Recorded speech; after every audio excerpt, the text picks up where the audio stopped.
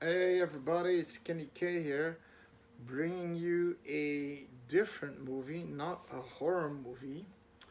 But the reason why I'm bringing this movie is uh, you ain't no John Carpenter fan, and I think it's my favorite director, especially in the horror genre.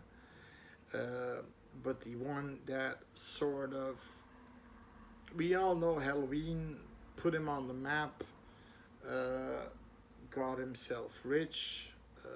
Wow, who knows how many money he kept? Maybe he had to give it all back to Akkad brother. What's in Mustafa Akkad or something. But this one basically was his first real big TV movie. It's a B action movie.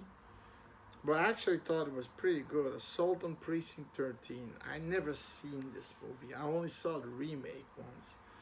And never seen the which is with Ethan Hawke and I don't know the other guy's name, a black guy, also in Predators. He's the cook in Predators. But in any case,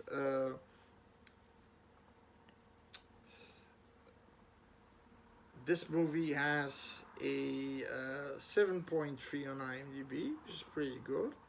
But here it comes. It gets a 5.5 from me. First of all,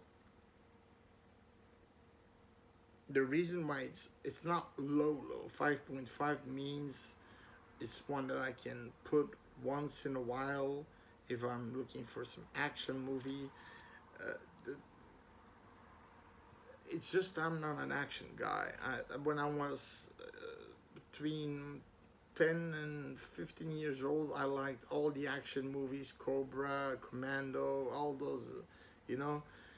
But like I saw Cobra for the last time a few months ago, and I thought, Jesus Christ, why did I like this movie? Cobra, he's he's fake tough. He's with that. Does he even smoke? I actually didn't know. He has this matchstick in his mouth instead of a toothpick. Uh, and the only thing that I remember from Cobra was, "I'm gonna kill you, pig." That bad guy that sounded like that, with a big ass weird knife with you can punch because there are needles on it. Let's go, pig. Something like that. But action movies aren't my forte, and still today they're not my forte. But I'm doing this because in honor of John Carpenter. I just received uh, a frame with a after behind glass a small poster of Halloween 1978 and authenticity authentic um, an authentic uh, signed autograph of John Carpenter, and I'm just super with this. Is one of my better. Yeah, this is gonna be one of my better things that I bought. You can be sure of that. And I actually hope if this channel becomes something that I may pay for it even for a 5 or 10 minute interview with John Carpenter. I really want to ask him a few questions. Not too much, a few. Now, this movie has some alumni from the movies he's going to use after that, like in Halloween, The Fog. He's got Charles Cyphers in there as a special agent Straker. And then you've got Nancy Loomis, Annie from Halloween. And in The Fog, she also plays, I'm not sure what her name is in the movie, but she also plays the PA of the council member, played by Janet Leigh. And she plays a girl named Julie. She plays the radio. Yeah, she was secretary. She's a secretary. And then you have then for the rest, I don't know their names. The main guy is Austin Stoker. He plays Lieutenant. There are no heroes anymore, Bishop. Only men who follow orders. Bishop? Yeah, Eaton Bishop. Then Laura Zimmer plays, I think she's a detective. I'm not really sure.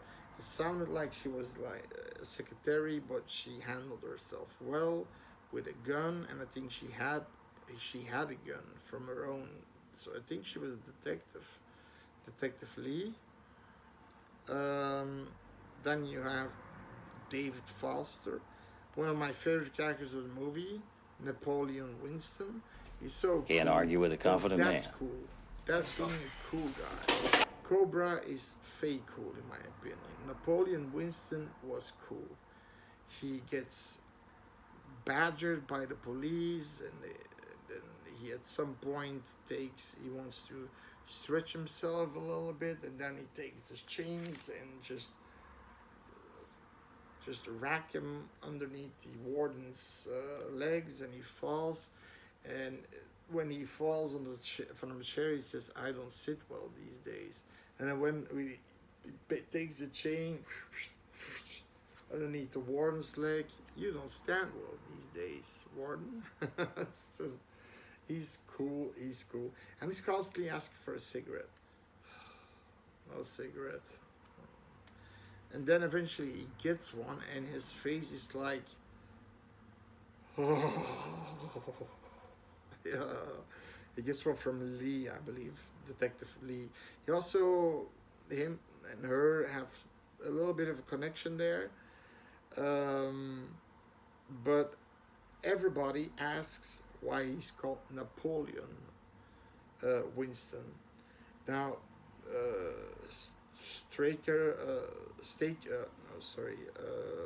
Starker, Charles Cypher's character, the lieutenant Bishop, he asks, "Why are you called Napoleon?" And he always says, "I'll tell you sometimes when it's the right moment," meaning that I'm gonna die. So the moment that I'm dying, I will tell you exactly what it means. And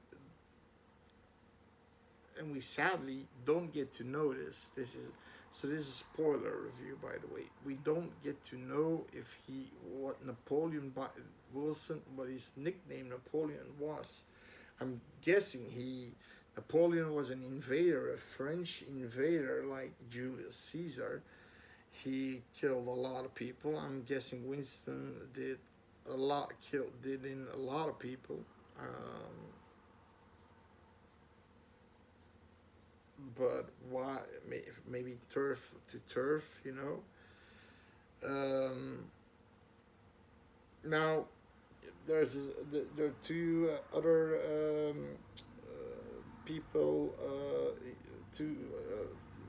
people from the prison bus. As Wells and Cornell. A sick guy. I call him the sick Is guy. he all right? He's just got a little I forgot cold. his name, but he's constantly coughing. I think Where's he has Wilson? the flu. Oh, we got him in a And special that's room. also the reason why they go to precinct 13, because they said no, precinct 13 doesn't have it's done. It's closed down. But then they said, yeah, but there is a small skeleton crew still working. So okay, they bring him in, and you think so at this moment? Okay, oof. So they're with at least three cops more with shotguns, and Charles Cypher with a handgun. So you think, okay, these guys are gonna help them deter the siege that will eventually happen. Now, how this siege happens, it's not because, oh yeah, we know that precinct is closing. If they knew that, they maybe would have done it either way, because they're called the Cholos, and the Cholos are like they don't mind to die. They are a street gang that don't mind to die.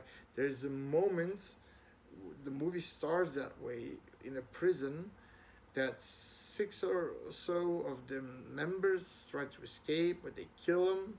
The police kill them, and then they're sitting there in their house smoking weed and this and that. You have a black guy, you have a Latin guy, uh, two white guys.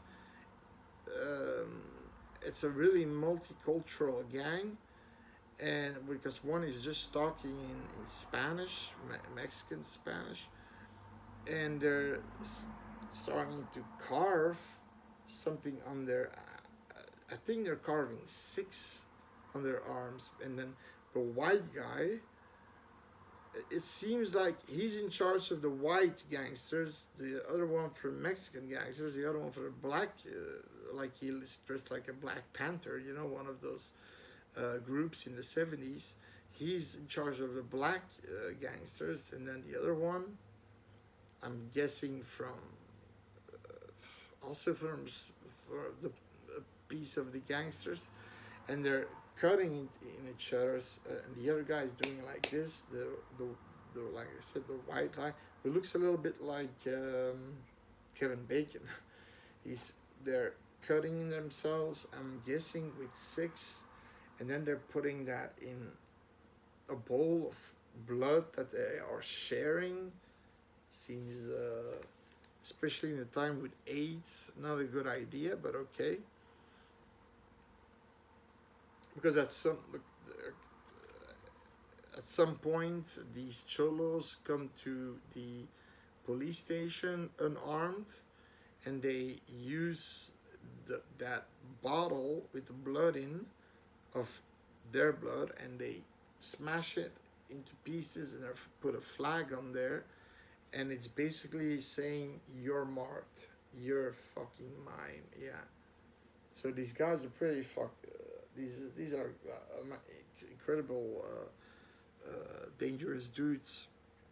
But the reason why this happened, that these guys ended up in the precinct 13, is because there's this father and a very cute blonde with two ponytails, girl of, let's say, 12 years old, maybe 13 years, not old, and she sees an ice cream truck. Now, for some reason, in the distance, you have four of these gangsters. The blonde gangster that said looked like Kevin Bacon. He's taking an M16. They all have silencers on their. They're putting silencers on revolvers. On, I think one of the guns is called the blunderbuss. It's one of those guns that has a clip, a magazine here. It's one of the older. I think the British the British Army had those. They're like they're aiming at people to potentially kill them. And it's like those assholes that, you know, attack you with paintball bullets, and you think you're dead, but it's not true. I mean, that's just fucked up in first degree. But he eventually is bothered by the ice cream music, so he goes to the ice cream truck and he takes out the driver. But before he does that, he gives the girl her ice cream, but she goes back. And this time they take out the driver, hit him a few times, put him on the ground, and then the girl said, "Oh, there's no topping. I'm going back for my topping." And they said, "I wanted some topping." And then the guy he doesn't even look. He just in her heart, I guess. And the face that she made was also weird. It's like she was smiling. And then he puts two bullets in the ice cream guy. Then the father's coming towards his daughter. Now, what would a father do in this situation? Normally, you should call the cops. Okay? No, he doesn't. He doesn't. The ice cream guy says, with his last words, there's a gun underneath the dashboard, and he says, "Okay, I'm taking that gun. I'm following these gangsters, leaving my daughter behind." Now, nobody is called. Nobody is called yet, like an ambulance, a police, a coroner, whatever. He goes behind these thugs. Then the car stops, and he stops, and he gets the blonde guy, like I said, the Kevin Bacon looking asshole who killed the little girl, is taking his M16 and brats to the towards the car, bullets towards the car, brats, brats, and eventually he manages the dad to put 6 bullets in him. Now it's weird. He's like, and he's standing there, and he's looking like this, and he's standing there, and I thought, okay, does he have a flat jacket on? But he had a shirt like this on with no sleeves. And then he shoots him once, and then he falls down like this, in this position, yeah, with the gun in his arms like that. And then the dad, instead of getting in his car, he runs away on foot, then wanting to call the cops. But then the entire gang, basically, because they were apparently at that location, they are all coming towards this guy. They want his skin, they want his head. In any case, he runs away to this precinct. He gets in. There is still a cop on the desk, and the captain left and gave a small weapons case to the lieutenant. So that's their only armory that they have. I believe a shotgun and I believe a sniper rifle. I mean a rifle like with a retractable, and then with a scope on. A few bullets here and there, but not too much, because why would they need it, right? Then this guy is making no sense. He's saying that they killed his daughter, he killed my daughter, and they hear it. And then after that, he becomes this plant of a human being. He's just sitting there with his blanket over him. Then you get one of the coolest shots in the entire movie, personally. The bullets just, because you don't hear shit. You only hear. So you see the windows against the walls. You see all the bullets just going towards the guy, the police officer. He's trying. They're all, they can't do jack shit. They're just being targeted from every way possible, even to the prison cells where the prisoners are. They're just attacking from all sides. They destroyed the phone line, and it's an abandoned neighborhood apparently. So who the fuck is gonna know that there is basically a war happening, a siege with gangsters? So they can't connect somebody, but then the cop from behind the counter says, "I can connect somebody with my cruiser. Cover me." He goes. And he think the moment he closes the door, there he goes, dead as can be. So no, it's not a good idea, because at some point Straker wants to leave, but when he's in he has prisoners with him. Straker, Starker, he has his 3 cops with him.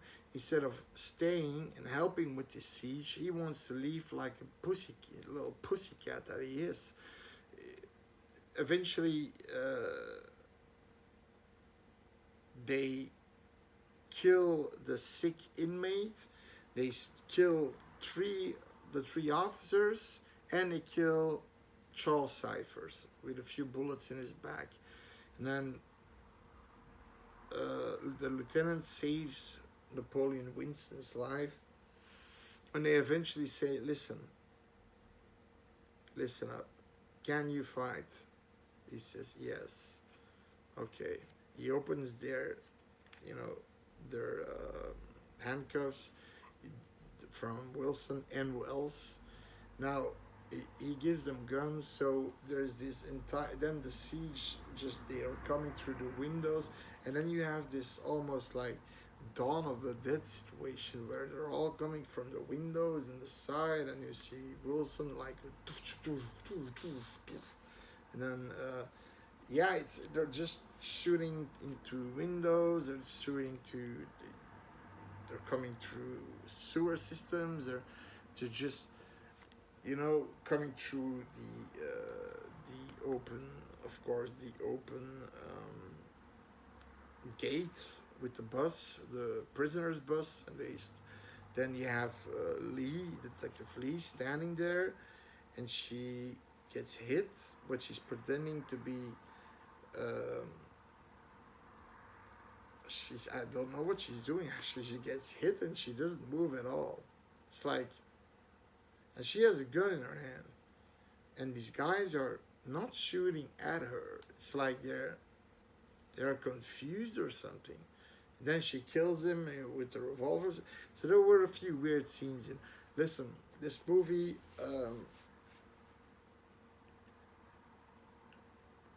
The reason I'm giving it a 5.5 is, again, I don't like action movies, but I know this movie basically was the first step of John Carpenter to move towards a TV-made movie.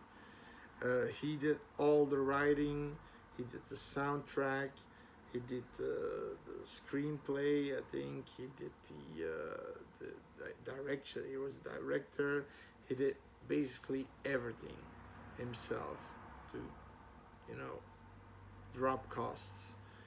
And he made a good movie. He made a good movie with a creepy angle that the precinct at some point doesn't have lights, and they're all just shooting, and you see these holes in the windows, and then they're, you know, they're coming from everywhere. And then when they attack, they're also coming, and that's like zombies of Dawn of the Dead are coming just through the windows and then coming through the doors, and they have to shoot them off. It's a cool scene. It's a cool scene. But then at some point, they only have like 3 bullets for the shotgun, 3 bullets for the rifle, and 2 bullets of Detective Lee's revolver, and that's it. So they know they're fucked. And Wells, at some point, you know, he's saying, he goes with Winston to because there's a manhole, and he wants to get the hell out of there, and hotwire a car and get help, and then go to the border. He said, I'm going to the border, but first you're going to get help, Winston says. Yeah. Okay. Then he meant it. He's gonna get help, but he's not gonna be involved with police anymore. Now, at some point, he gets out of the manhole, and you see him going towards the car, but you see all these gangsters coming towards him. He eventually gets in the car, hotwires it, and he's driving away, and he has this smile on his face, like, yes, yes. And then the guy behind him, sitting on the back seat, taking an M16, blows his head off. Okay. Okay. But eventually, at some point, police officers are getting, from the few people that are living there, they are hearing pop rockets and maybe gunfire, and eventually they're driving and they can't find anything, because what they do, these assholes, these gangsters, they take the bodies away from everyone they kill, so they can't. So it seems like they're even coming with cars towards the police station, using them as like tanks or something to, cover fire, and the cars are back in their place to see that it looks like it's deserted, right? But at some point, and that was okay, it was fucked up. They feel something screeching at the rooftop, and they see this this this electric maintenance worker on one of the poles. He was supposed to make the electricity was down between 10 and 3 a.m. and he wanted to fix it, but he of course got killed, and it's just hanging there. And they said, okay, we need covering fire, we need covering backup right now, this 6868, yeah, like that. So eventually the police comes in, and the gangsters are basically deterred. Now, one of the police members want to take Napoleon Winston in chains, and Lieutenant Bishop drives him away, and he says, "You stay the fuck off." He's thinking of letting him go. I actually thought he was gonna let him go, but the problem is everything is around now with the police. He said it would be a privilege for you if you walked out unchained out of this police station with me. That would show signs that he isn't dangerous anymore, and you know what I mean. And that's Detective Lee, the lieutenant. These are the only ones that left. Julie, Nancy Luman's character, gets shot at some point with all the zip bullets just entering the room. She gets about 3 slugs in her. The other ones that survive are the dad, and then the Napoleon Wilson, the Lieutenant Bishop, and Detective Lee. Now, okay, that's the movie. So it ends with police coming, the gangsters get the hell away.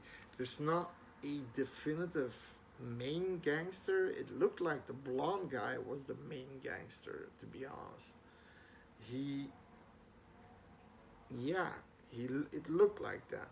Him and the 3 others, it was like the cholos, or they're called cholos. But these 4 guys looked to have they looked that they had the biggest power. They also had these crates of military assault weapons like M16s and so on, grenades, multiple ammo clips. They had a lot of hardware. So I think those were the leaders. But the blonde guy, that's the reason why they wanted to kill the dad. And it didn't matter going through an almost empty police station. Personally, I would think 2 cops, okay, 3 cops. But yeah, it's supposed to be deserted, and in the morning everybody should be gone. But and you have to think those cops that Charles Cyphers brought in, they didn't do jack shit. They just wanted to go back to their van, and they all got snuffed. Charles Cyphers had about 2 or 3 in his back, and there goes Cyphers again. He's always an annoying character. He plays an annoying character in every movie. In The Fog, he's this pervert that wants to constantly go out with Adrienne Barbeau's character, but she doesn't want to, and he doesn't take a hint. I actually think she really said, "I don't want to." Oh, I'm a big fan of Nancy Luman's Halloween and The Fog. Yeah, I liked her rebellious nature in The Fog, as the PA of Janet Leigh, the councilwoman.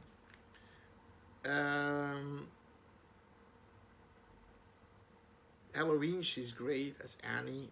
She's the strongest of them three characters. Basically, that's maybe the reason why Michael Myers went for her first. I'm guessing that's the reason. Um, but in this movie, she has a completely different haircut. She's so in the Halloween and the Fog movies, she has these curly, big curly heads, head with all of their hair is curly, curly, curly, curly, and in this movie it's stuck up. It's just flat, and I actually thought, is this Nancy Loomis? And I heard it on her voice because she's pretty young, and because she was 28 in Halloween, and this is from 67, so she's 2 years younger, so she's 19 at that. Yeah, but she's irritating as fuck. She says, somebody must have heard, somebody must have heard. Then she says, just give him the father, they want him, they want him. And saying all this crap, and then he's saying, let's just get out and just get to our cars and get it. They can't get us all. And she can't. She was hysterical. I mean, it's a hysterical bitch, in my opinion. A little hysterical bitch. So the positives in this movie, you've got great, a good score. But the acting isn't that bad. Like I said, I like Napoleon Winston because he was the tough guy, but a real looking tough guy. You know, he was like, fuck everybody, fuck you, I want my cigarette. And he then also, you know, takes the warden back for hitting him from the chair. Then he just, with like a lasso with the chains underneath the warden's feet. And then giving that quote, guessing you don't stand as well anymore, warden. It's just the mystery behind his nickname that's not explained. It's like, it's that typical Carpenter style that, you know, like in the Thing, the end of the Thing, they don't explain what's gonna happen with these two guys. Is one of them the Thing? They're like I said, and that's why I wanted to do an interview with him, because I know he's not too old. Spielberg, Scorsese, we've got next Scorsese, Lucas, they're all old, and they still rip out good movies after one and another. So he can do that too, but he's I know he's traveling the US with his band of his soundtracks, and he likes that with his two sons, and he plays PlayStation games and has a bucket of cigarettes, and that's enough for one day.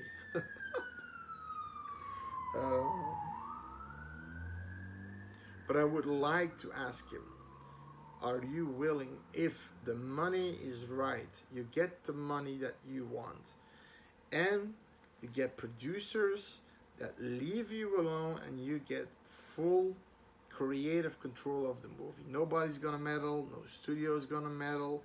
A John Carpenter movie again, no, not a hired for a hired director shit like with Children of the Damned. That was Christine. He was a hired director for those movies. Now, I really would like to see that happening again, and that's a question that I really want to ask him. And he said in a few articles that he may want to do a sequel to the Thing that apparently takes right after the first one. How he's gonna do that? He wants Kurt Russell and Keith Davis with him. So, but again, Napoleon. It's like it's the typical John Carpenter. He puts these mysteries in there, and don't they? You try to you have to figure out yourself because they're not gonna be told. Um, the lieutenant's good. Detective Lee is fairly good. Only she does, like I said, this weird move where she gets shot in the arm, and she stands there and she looks at these guys, and these guys are coming in, two, three guys, and for some reason they don't. They see that she's still alive. They don't shoot her. I'm not sure if they wanted to kill her, but she blows them away with her six shooter revolver. So that was a weird scene, but for the rest, she's a good actress. Um, Charles Cyphers, like I said, he's a dickhead. He's a dickhead. Napoleon Winston and Wells and that other guy were going for death row, and he said, I believe Napoleon Winston said, "On death row, I'll tell you what Napoleon means. My nickname means," and then says, "Oh, you better be sure that I'm gonna be with you. I would want to see you die." So he's like this asshole, isn't he? Yeah. And you have to think, I believe in that movie is like, is it 30, maybe even younger, 29?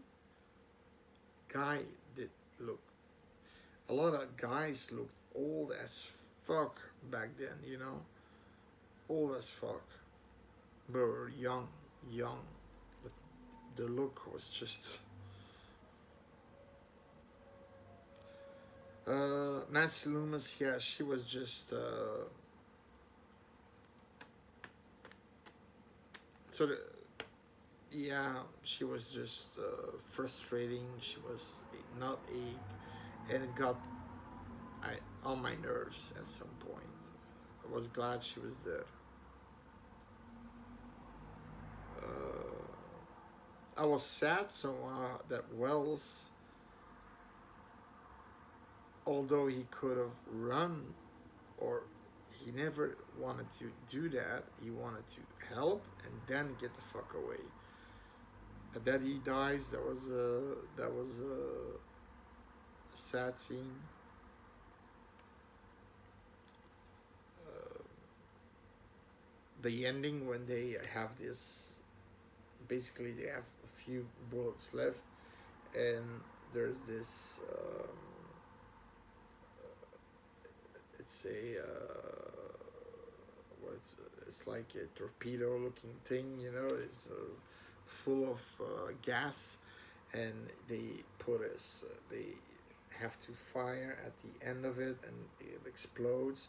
But they're holding this board, this chalkboard, and then you see like it's real like The Walking Dead. I mean, they're all just clanging over the board, and then they have machetes and knives, and there's, you know, punching or slashing their hands. I mean, and then eventually the because he doesn't see anything because of the gas that's there, but then they he sees one opening, he shoots, boom, all the gangs just blown away.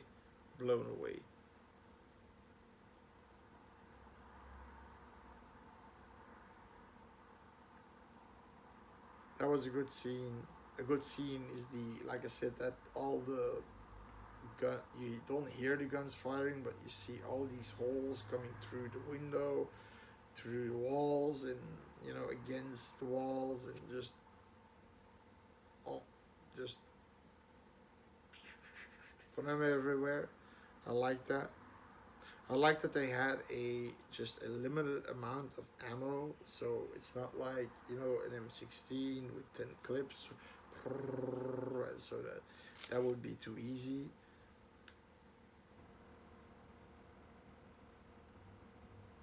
Like I said, I like Lieutenant Bishop and Napoleon Winston. I even like Wells. I like Wells. And Laura Zimmer, who plays Detective Lee.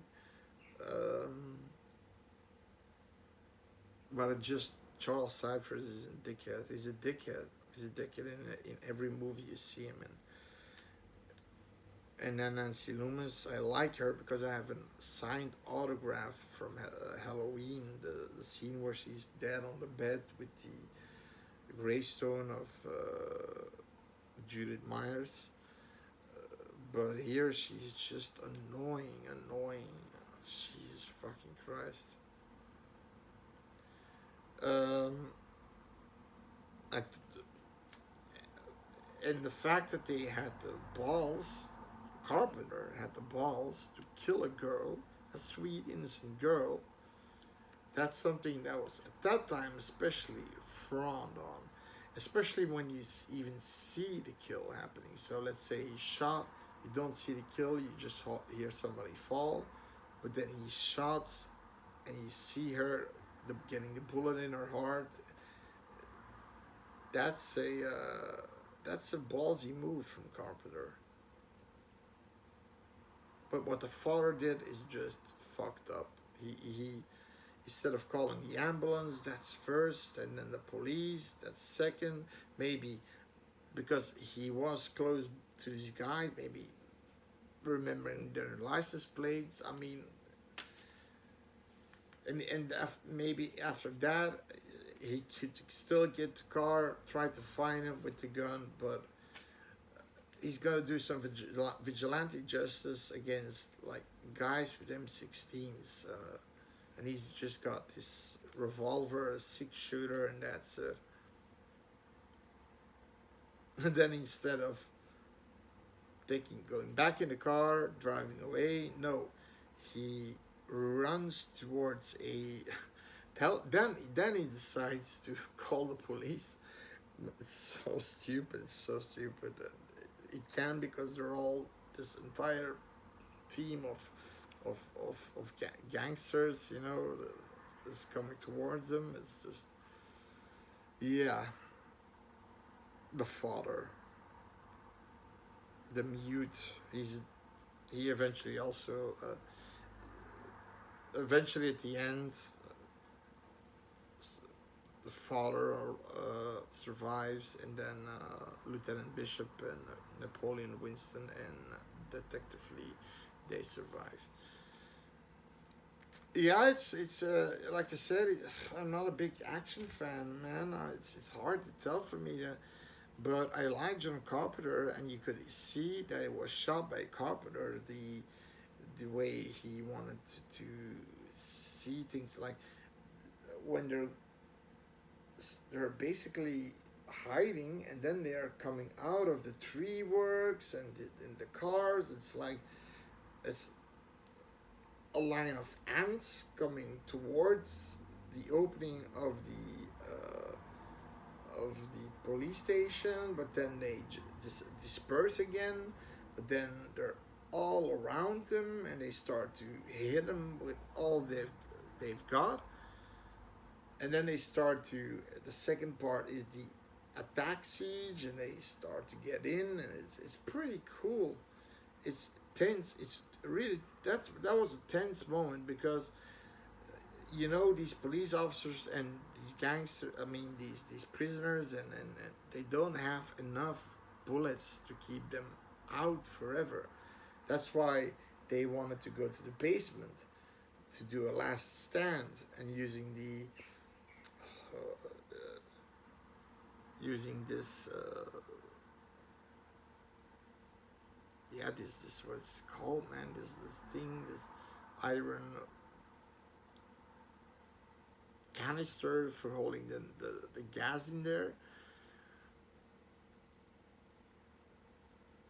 But it's a good, I you know, I'm saying it's a good movie. It's an entertaining movie. I didn't felt unentertained. That's a good thing. I thought there were a few weird moments, like the father just leaving the daughter and this and that. But for the rest, it's pretty well paced. You don't have dull moments. It's a good movie. So there you go.